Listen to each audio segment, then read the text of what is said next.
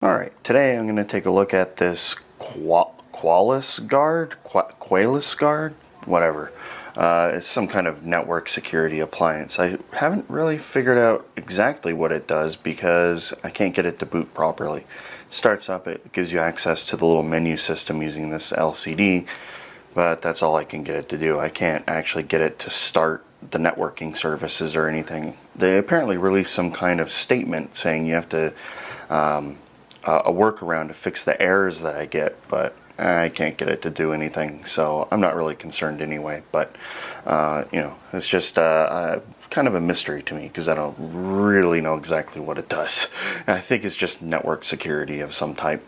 Anyway, this is actually one of the oldest items I have for Teardown because I pretty much bought it right when I first started my YouTube channel, and I got two of them and never took them apart.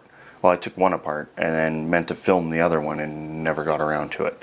So it's been sitting around for quite some time now.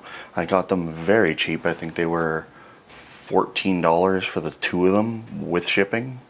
So, not a bad deal if there's anything worth getting to inside, which there really isn't. Spoiler alert. Anyway, there's some LEDs on the front, S1 through 3. I'm not really sure what the S's are for. I assumed it's some kind of networking thing, but I don't know.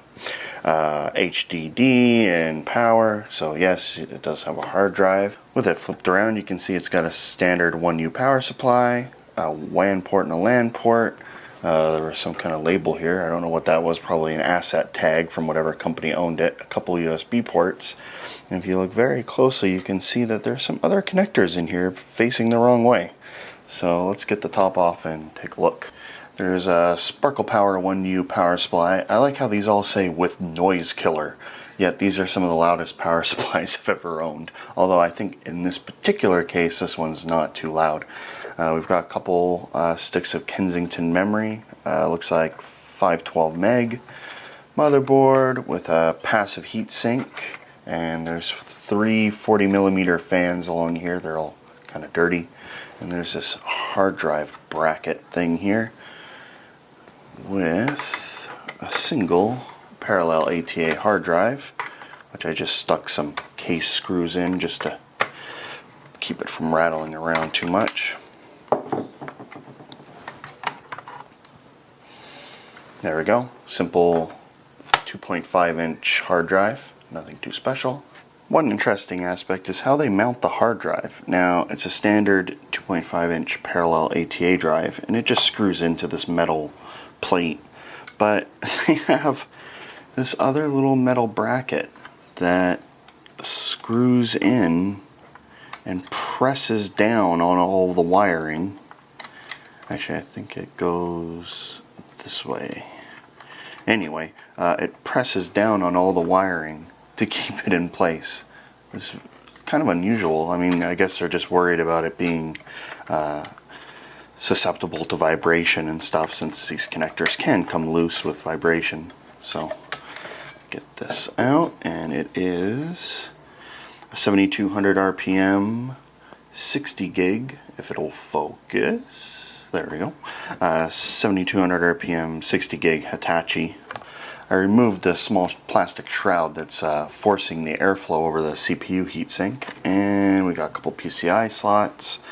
There's a cable running over to what is probably the power switch from the LCD, since it can send a simple signal to switch on the computer or restart it. There's also a small serial connector, again running off to the LCD. And this is a tie-in S2098 Flex motherboard. Alright, I've taken out the 4 screws holding the CPU heatsink, which I think is just a Pentium 3. So let me see if I can... Well, I feel the resistance of the heatsink thermal compound holding it on. And we've got lots of thermal compound. And this looks like a Pentium 4. Let me just get this crud off here. Here we go. It's a rather useless Celeron. It's a Northwood-based Pentium 4, 2 GHz, 128K of cache, 400 MHz front side bus. pretty useless and completely covered in thermal compound. And look, some of the pins are bent.